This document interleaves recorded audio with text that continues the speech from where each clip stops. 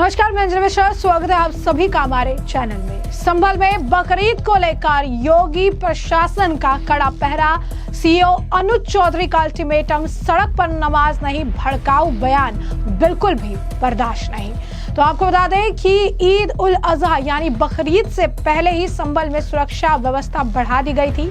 आज बकरीद हर जगह मनाया जा रहा है। इस बीच उत्तर प्रदेश के संभल में भी बकरीद को लेकर योगी सरकार ने जो गाइडलाइन जारी किया था, उन गाइडलाइंस को ध्यान में रखते हुए इस पर्व को मनाया गया। इस पवित्र और खास त्योहार को शांतिपूर्ण ढंग से आज संपन्न किया गया है। पुलिस ने इसे लेकर खास योजना बनाई थी, कई इलाकों को संवेदनशील भी घोषित किया था।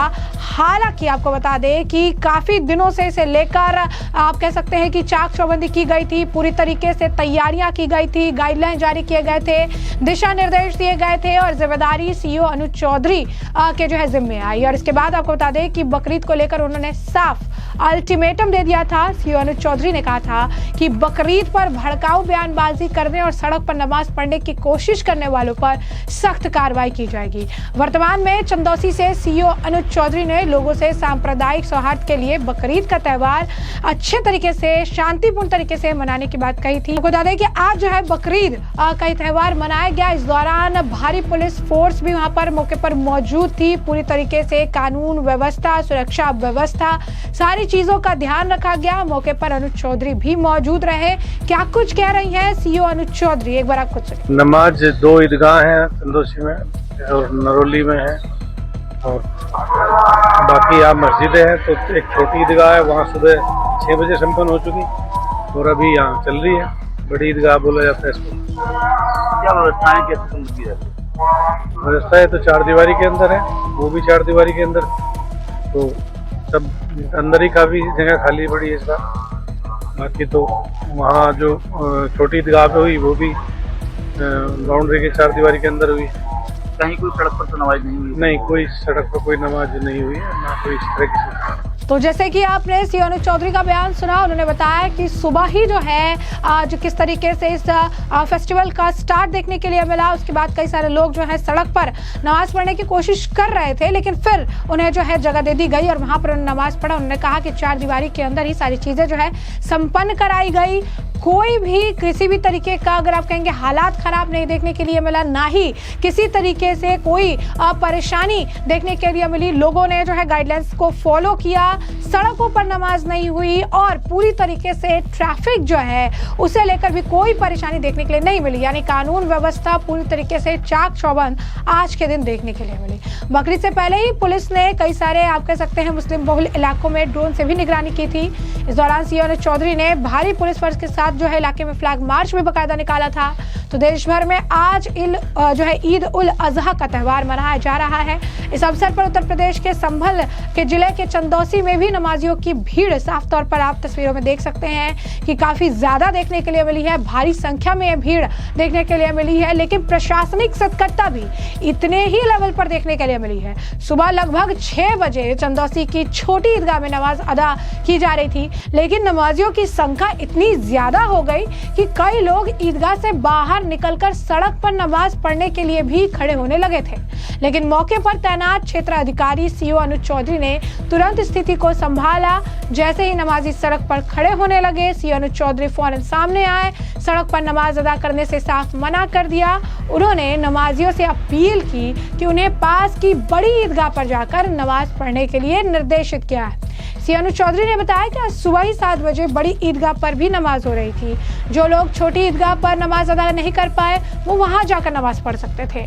उनकी सक्रियता और प्रभावी प्रबंधन के कारण किसी भी नमाजी ने सड़क पर नमाज अदा नहीं की, जिससे यातायात और शांति व्यवस्था पूरी तरीके से बनी रही। और एक बार फिर से उत्तर प्रदेश ने एक बढ़िया कानून व्यवस्था का एग्जाम्पल जो है वो सेट किया है। सोशल मीडिया पर इसकी खूब चर्चा हो रही है और सीओ अनुज चौधरी की तारीफ भी की जा रही है। कहा जा रहा है कि बहुत बढ़िया तरीके से एक बार फिर से उत्तर प्रदेश के मुख्यमंत्री योगी आदित्यनाथ ने जो गाइडलाइन जारी किया था उसे एग्जीक्यूट करने का काम जो है सीओ अनुज चौधरी ने धरातल पर बहुत बढ़िया तरीके से किया है। तो आपको बता दें कि उन्होंने पहले ही बड़े आदेश दे दिए थे, साफ संदेश दे दिया था, गाइडलाइंस उन्होंने पहले ही जारी कर दिए गए थे और उन गाइडलाइंस का पालन करवाने का काम जो है पुलिस अधिकारियों का था, जिसे सीओ अनुज चौधरी द्वारा भलीभांति तरीके से किया गया है। गाइडलाइंस में क्या क्या थे? पहली चीज तो ये थी कि सड़क पर नमाज नहीं पढ़ी जाएगी, जहां पर जो जगह अलॉटेड है, जहां पर उनका बनाया हुआ है वहां पर ही नमाज अदा की जाएगी। और आज सुबह से लेकर अभी तक भी जो है संभल में स्थिति देखने के लिए मिली है, वहां पर इस चीज को बहुत आप कह सकते हैं ध्यान दिया गया कि सड़कों पर नमाज अदा ना की जाए। जो चीजें जो जगह बनाई गई है वहां पर जो है नमाज की जाए। इसके बाद भी कई सारे ऐसे हैं कि प्रतिबंधित जो आप कह सकते हैं पशु हैं उन्हें लेकर भी गाइडलाइंस जारी किए गए थे। ये भी कहा था किसी तरीके की वीडियो रिकॉर्डिंग नहीं होगी, किसी तरीके का सोशल मीडिया पर पोस्ट जो है इसे लेकर नहीं किया जाएगा। ईद उल अजहा पर हमने शांति समिति की सभी बैठकें की थी और सभी लोगों ने प्रतिभाग भी किया था, सहभागिता भी की थी और पूर्ण शांति के साथ और सहयोग के साथ सार्वजनिक स्थलों पर कुर्बानी नहीं देना और जो 19 पूर्व में चिन्हित परंपरागत स्थल है वहीं पर ही कुर्बानी देना, इस पर सभी ने सहमति व्यक्त की थी।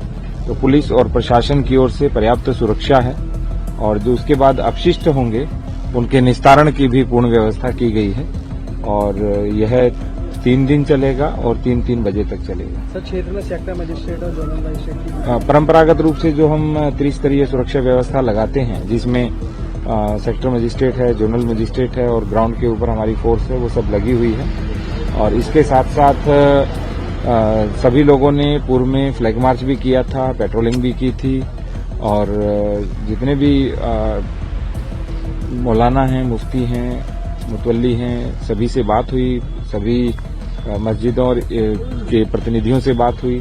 तो सभी लोग बहुत शांति के साथ अपना ईद उल अजहा मनाएं। और जहां पर भी आप ये अपना पर्व सेलिब्रेट करना चाह रहे हैं उसे भी लेकर कई जगहों पर कुछ कुछ स्थान निर्धारित किए गए हैं और उन्हीं स्थानों पर ही उन्हें जो है उसे सेलिब्रेट करने के लिए कहा गया है। उसे बाहर ना उसकी वीडियोग्राफी करने के लिए कही गई है और ना ही किसी तरीके से किसी भी प्रतिबंधित पशु का इस्तेमाल करने के लिए कहा गया है। यानी ये गाइडलाइंस थे और इन गाइडलाइंस को लेकर पूरी तरीके से पुलिस चाक चौबंदी की, ड्रोन से निगरानी की गई है और 3 लेयर ऑफ फोर्सेस जो है देखने के लिए मिले हैं। यानी 3 लेयर ऑफ फोर्सेस हर जगह तैनात किए गए हैं। इस चीज का पूरा ख्याल रखा गया है कि किसी के सेंटिमेंट को किसी भी तरीके से आहत नहीं पहुंचे और ये इस फेस्टिवल को वो अपने तरीके से, अपने हिसाब से और बिना किसी को कोई परेशानी, बिना किसी हुड़दंगई के, बिना किसी अगर आप कहेंगे कि बवाल के इसे संपन्न कराया जा सके। और आपने हमेशा से देखा है कि उत्तर प्रदेश में जब से योगी सरकार है वो इस बात का पूरा ख्याल रखते हैं कि जब इस तरीके के कोई फेस्टिवल हो या बैक टू बैक फेस्टिवल हो तो इसे लेकर एक बड़ी मीटिंग की जाती है। बैठकों के बाद जो भी अधिकारी रहते हैं उन्हें दिशा निर्देश दिए जाते हैं, बाकायदा जो है गाइडलाइंस जारी की जाती है और उन गाइडलाइंस को फॉलो करने के लिए, उसे धरातल पर उतारने के लिए, उसे एग्जीक्यूट करने के लिए फोर्स की तैनाती की जाती है ताकि किसी तरीके की कोई अप्रिय घटना ना देखने के लिए मिले। और अगर इस तरीके की कोई घटना देखने के लिए मिलती है तो तुरंत उनके ऊपर कार्रवाई होती है, कड़े से कड़े एक्शन लिए जाते हैं। और एक बार फिर से उत्तर प्रदेश ने बेहतरीन कानून व्यवस्था का एग्जाम्पल जो है सेट किया है। आज का ये पूरा दिन अगर आप देखेंगे कि अभी तक के लिए हम आपको बता रहे हैं कि शांतिपूर्ण तरीके से नमाज अदा की गई है, पूरी तरीके से जो है सुरक्षा व्यवस्था चाक चौबंद नजर आई, किसी तरीके की कोई झड़प नहीं, कोई अप्रिय घटना नहीं, कोई बवाल नहीं, सड़कें खाली रही, सड़कों पर नमाज अदा नहीं की गई, ट्रैफिक को लेकर कोई परेशानी नहीं हुई, यातायात बाधित नहीं हुआ और जिस तरीके से गाइडलाइन जारी किया गया था उसी अनुसार आज बकरीद की नमाज जो है अदा की गई। वैसे में हमने आपको जो पूरा मामला है बड़ा विस्तार से बताया कि पूरा मामला क्या है। आपने सीओ अनुज चौधरी का बयान भी सुना, आपने बकायदा उत्तर प्रदेश के संभल की तस्वीरें जो है वो भी देखी हैं और अब इस पूरे मामले पर आपकी भी जो राय हो हमें कमेंट सेक्शन में कमेंट करके जरूर से जरूर साझा करिएगा। धन्यवाद।